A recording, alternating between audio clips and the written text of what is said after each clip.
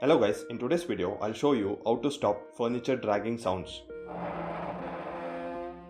and also protect your floor from getting scratched. First step is to remove any uneven spots through sanding.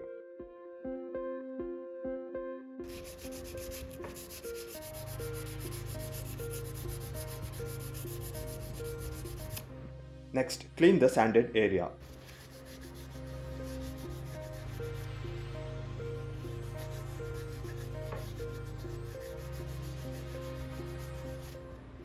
Next, thoroughly stick the furniture parts to the clean area.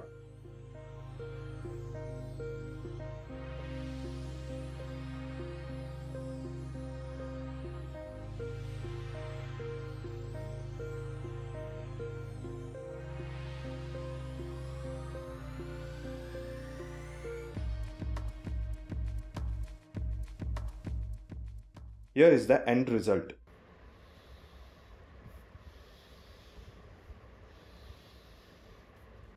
That's it for this video guys. Thank you for watching.